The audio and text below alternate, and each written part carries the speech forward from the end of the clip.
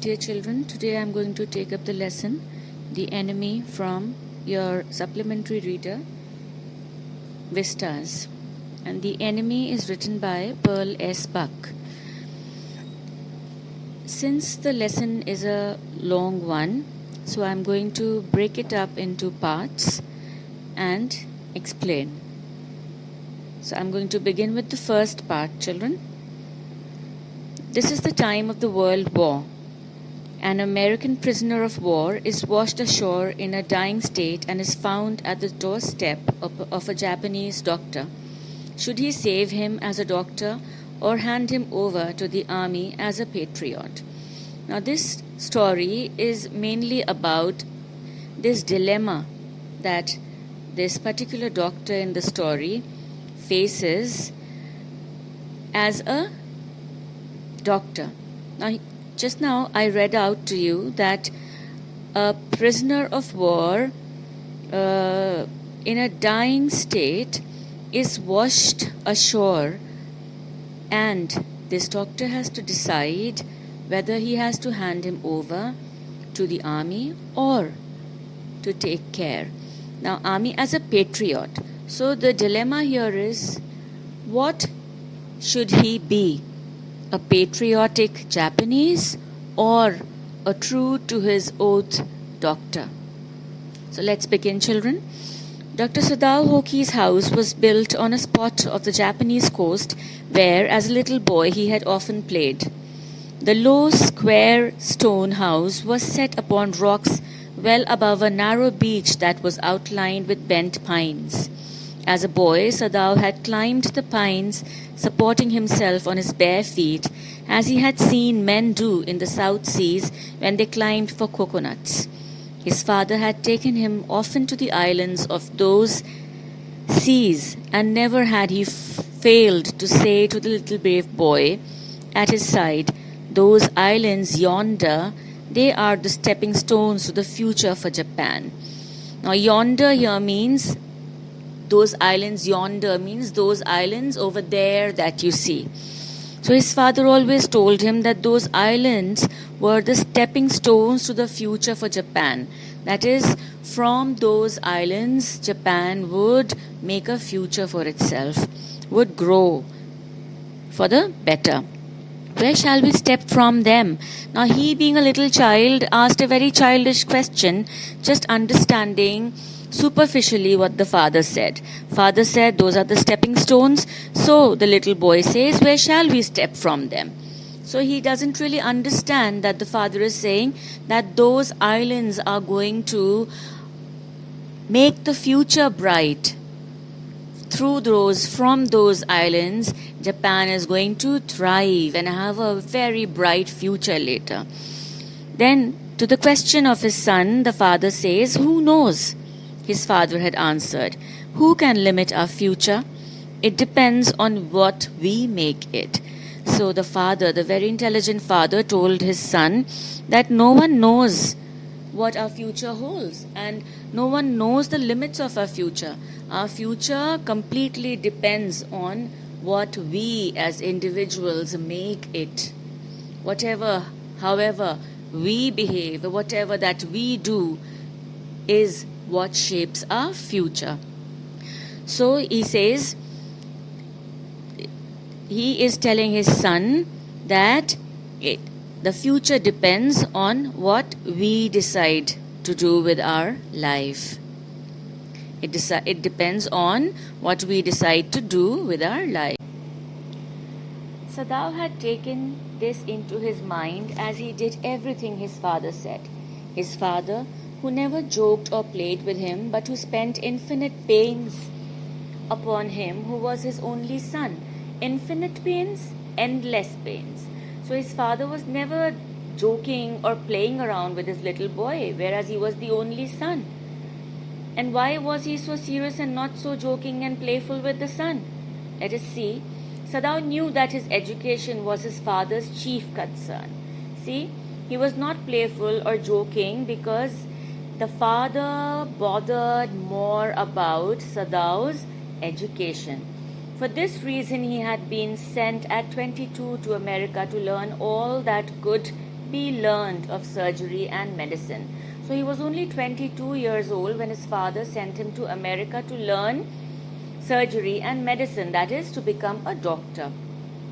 He had come back at 30, and before his father died, he had seen Sadao become famous not only as a surgeon but as a scientist. So for 8 long years he was in America studying medicine, and when he came back at the age of 30, he went at the age of 22 and he came back at the age of 30. So that means he was there for 8 years. And the lines here tell us that Sadao's father saw him become a famous surgeon as well as a famous scientist. So all his hard work and all his worry and care of wanting to see his son become a great surgeon all his prayers were answered. Now, because he was perfecting a discovery which would render wounds entirely clean, he had not been sent abroad with the troops. So render means that would make all the wounds, that would make the wounds entirely clean. So he was perfecting a discovery, means he was working on a discovery. He was wanting to discover how to make all sorts of wounds entirely clean, completely clean. And it was for this reason that he was not sent abroad with the troops. Troops? The war was going on. So, and when the war went on, then all the young men, young boys were asked to go and join the troops. But he was spared because he was working on a very important topic. That was how to render wounds entirely clean, completely clean. Clean of all sorts of infection, bacteria, that is to make the wound completely healthy and for someone to recover from the wounds completely, entirely. Also, he knew there was some slight danger that the old general might need an operation for a condition for which he was now being treated medically. And for this possibility, Sadao was being kept in Japan. Another reason for him not being sent with the troops was that the old general, might need an operation. He too was not keeping well, and he needed to be treated medically, so that could be another reason that he was not sent with the troops.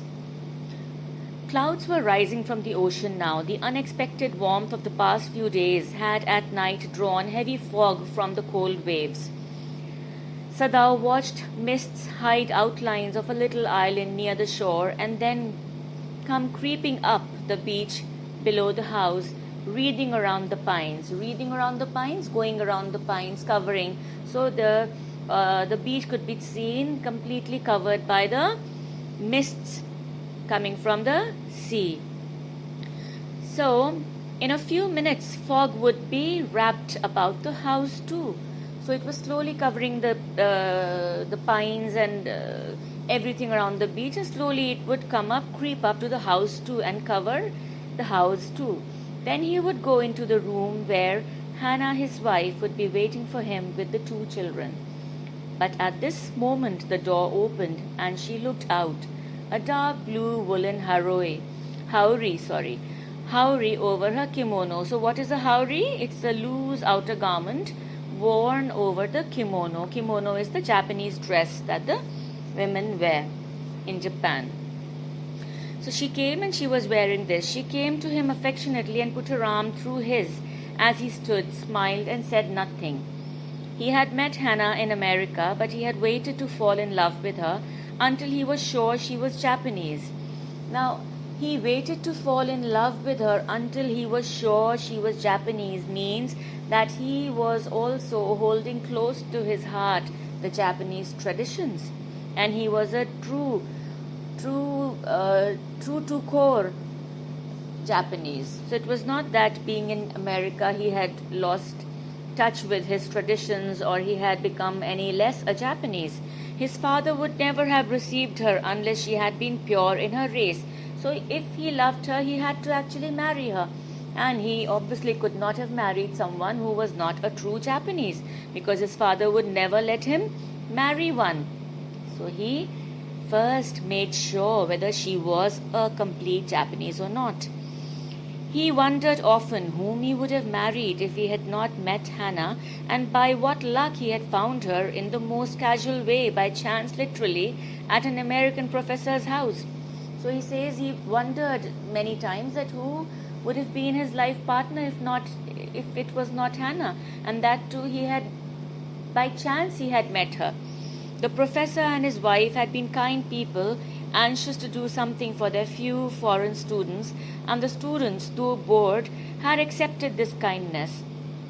So there were this couple, the professor and his wife, who were very anxious to make their foreign students feel at home. So even though they were bored, they had to accept the kindness. They were bored means they did not like going to this couple's house because they were very boring, but still they had to accept this kindness. Sadao had often told Hannah how nearly he had not gone to Professor Harley's house that night. So it was just that he was not about to go. It just happened that he thought of going ultimately, and that is how by chance he met Hannah. And he thanks his stars that he finally did make a choice of going that night to Professor Harley's house, because that is where he found Hannah. The rooms were so small, the food so bad, the professor's wife so voluble. Voluble, very loud. But he had gone, and there he had found Hannah, a new student, and had felt he would love her if it were at all possible. Why at all possible? What possibility is he talking about? That if she were a true Japanese, he would surely fall in love with her. Now he felt her hand on his arm. Now he's back in the present. Now he felt her hand on his arm and was aware of the pleasure it gave him, even though they had been married years enough to have the 2 children. So he says it's been years enough that they have 2 children, but still he loves her as much. And the touch of her hand on his arm gives him as much pleasure. For they had not married heedlessly in America. Heedlessly means carelessly, without being careful. So it wasn't that they had just married, they met and they just fell in love and they married. It was not a heedless marriage. They had finished their work at school and had come home to Japan. And when his father had seen her, the marriage had been arranged in the old Japanese way, although Sadao and Hannah had talked everything over beforehand. They had talked everything over beforehand means they had decided that yes, they would be marrying each other, but they had to make the father agree to it. And they acted as if everything the father is going to decide, but they had actually decided. But the very important thing was that Sadao's father had to agree to this marriage. They had finished,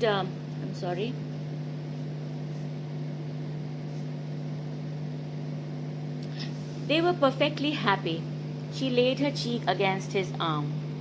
It was at this moment that both of them saw something black come out of the mists. Mists is around the sea, the fog that was coming up. They saw something black rising from there. It was a man. He was flung up out of the ocean. Flung is thrown out of the ocean. It seemed to his feet by a breaker. Now it was this black thing that obviously was a man, was thrown out of the ocean and as if straight to his feet by a breaker. Like when there is a breaker and you suddenly you're just flung up. So that is how he was thrown out of the seas and onto his feet. He staggered a few steps, his body outlined against the mist, his arms above his head.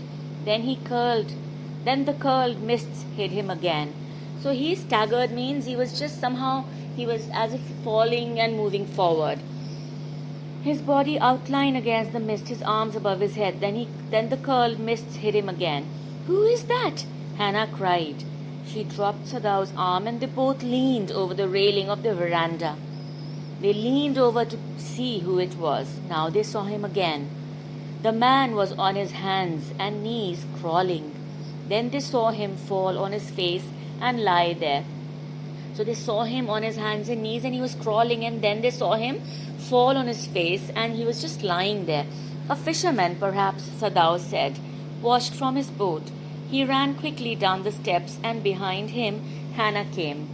So Sadao thought that maybe it was a fisherman, and saying this, he rushed down the steps, and Hannah went behind him, following him, her white sleeves flying. A mile or two away on either side there were fishing villages, but here was only the bare and lonely coast, dangerous with rocks. The surf beyond the beach was spiked with rocks. Now, why is it that Sadao thought that it might be a fisherman?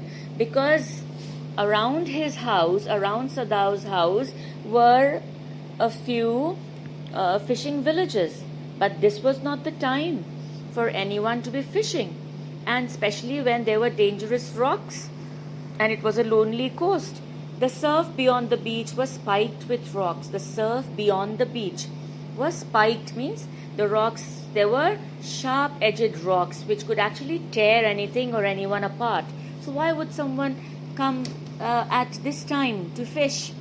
Somehow the man had managed to come through them. Through what? Through the spiked rocks. He must be badly torn. Obviously, the spiked rocks must have torn him. They saw when they came toward him that indeed it was so. Indeed it was so. He was actually, the man that was flung out of the sea was actually quite hurt.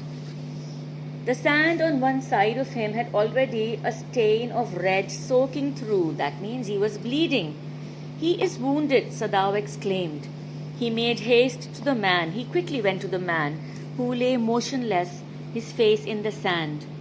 An old cap stuck to his head, soaked with sea water. He was in wet rags of garments.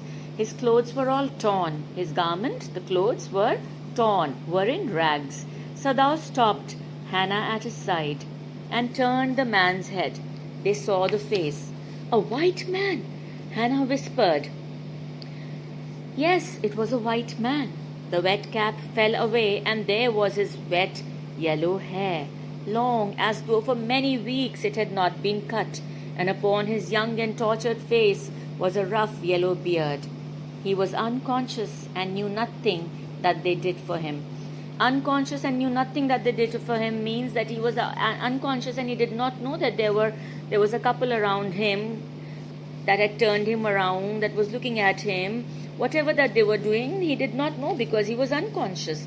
And this man was a white man.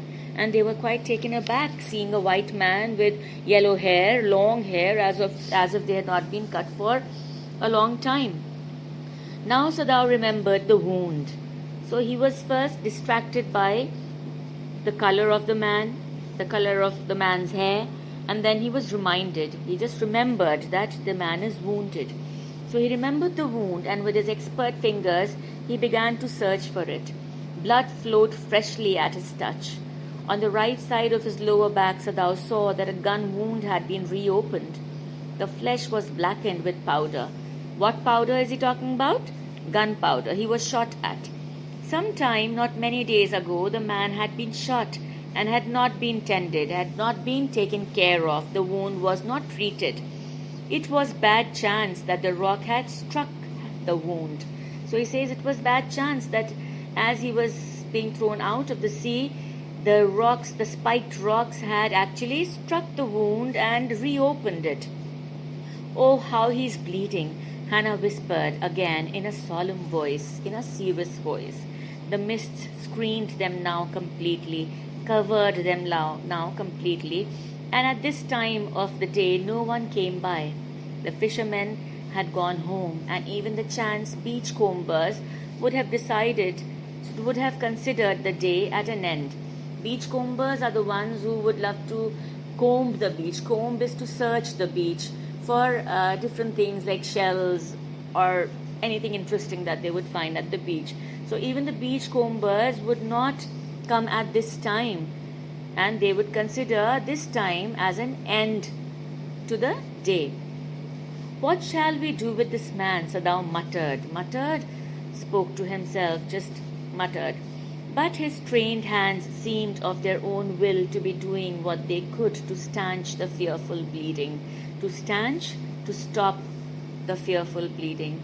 So even though he was worried, he was muttering to himself what he should be doing with this man, but his hands did not stop doing the needful. His trained hands. Why trained hands? Because he's a surgeon. He knows what he has to do with the wound. So his hands were continuing to do what was needed to be done to stop the fearful bleeding. The fearful bleeding, he was bleeding profusely. So he was subconsciously, in spite of wondering what to do with the man, he continued to do something to stop the bleeding. He packed the wound with the sea moss that strewed the beach.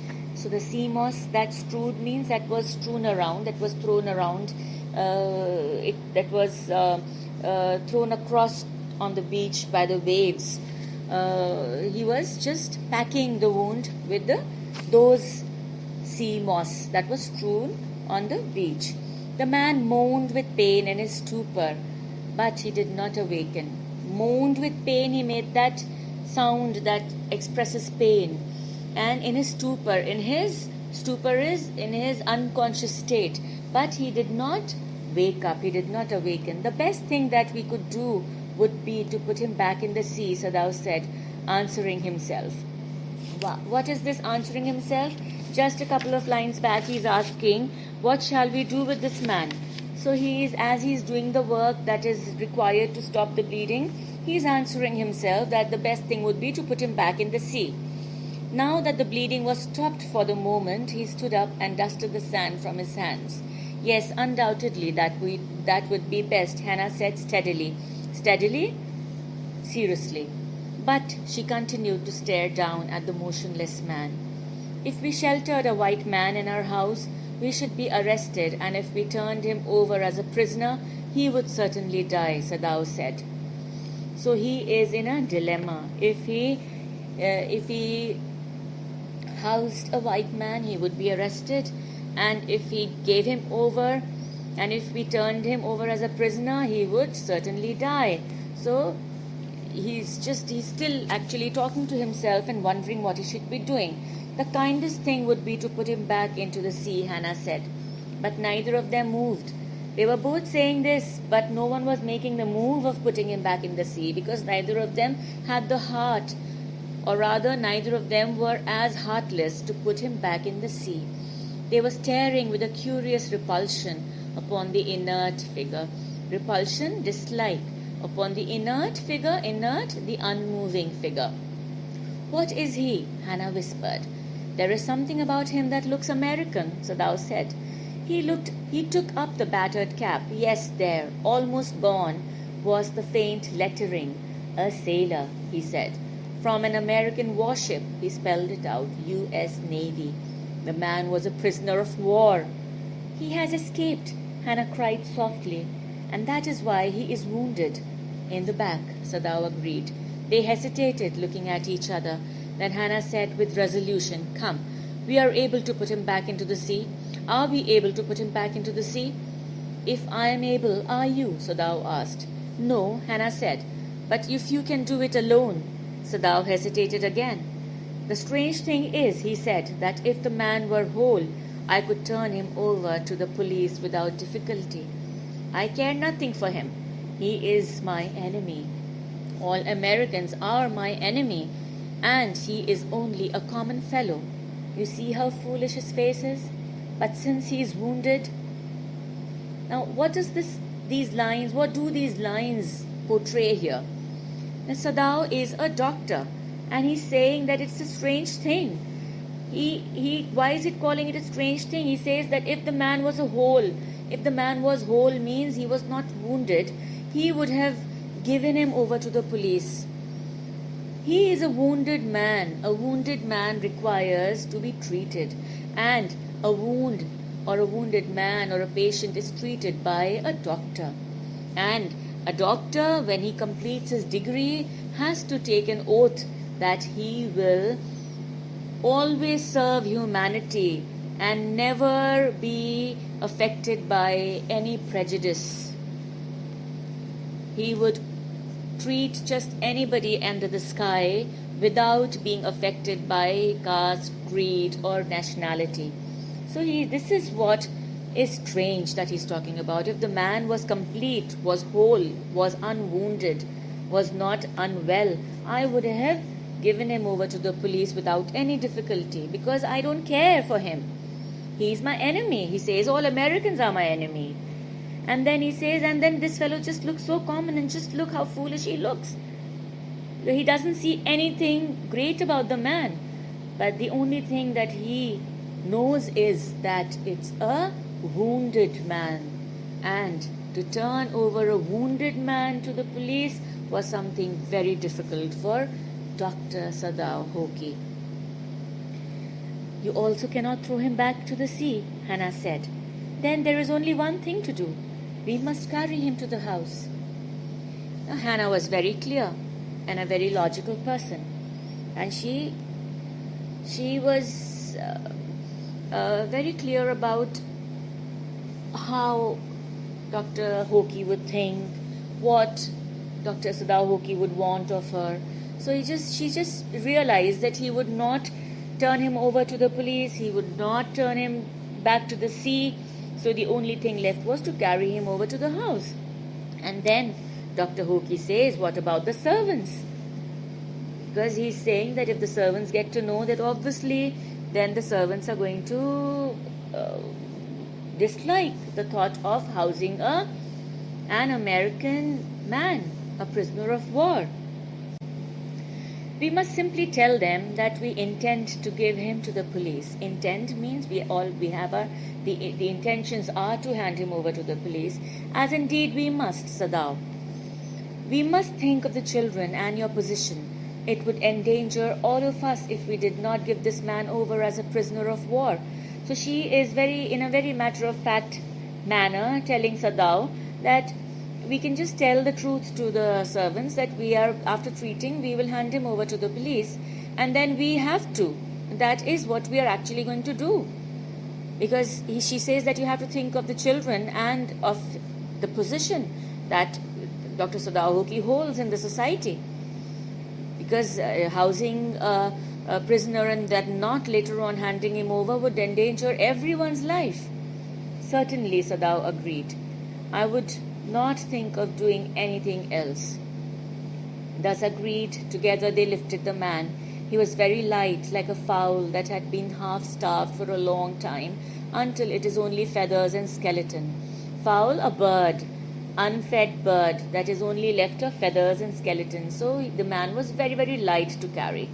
So his arms hanging, they carried him up the steps and into the side door of the house. This door opened into a passage, and down the passage they carried the man towards an empty bedroom.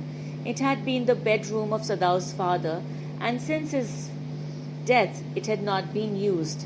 They laid the man on the deeply matted floor. Everything here had been Japanese to please the old man, who would never in his own home sit on a chair or sleep in a foreign bed. Hannah went to the wall cupboards and slid back a door and took out a soft quilt. She hesitated. The quilt was covered with flowered silk, and the lining was pure white silk. Obviously, she was hesitating because it was pure silk, and the lining was white, and the man that she was going to cover it with was bleeding. "He is so dirty," she murmured in distress, and he was also very dirty. So the blood and the dirt, the filth on him would dirty this quilt. "Yes, he had better be washed," Sadao agreed. "If you will fetch hot water, I will wash him." "I cannot bear for you to touch him," she said. "We shall have to tell the servants he is here." "I will tell Yumi now. She can leave the children for a few minutes and she can wash him." So Hannah says that she could not bear to see Sadao wash this filthily dirty man. And she says that we'll have to tell the servants, and I'll ask Yumi to leave the children for a few minutes and she can just come and wash him. Sadao considered a moment. Considered means thought about it for a moment. "Let it be so," he agreed. Let it be so means, okay, fine, as you wish. You tell Yumi and I will tell the others.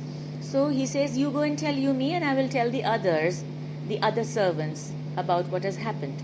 But the utter pallor of the man's unconscious face moved him first to stoop and feel his pulse.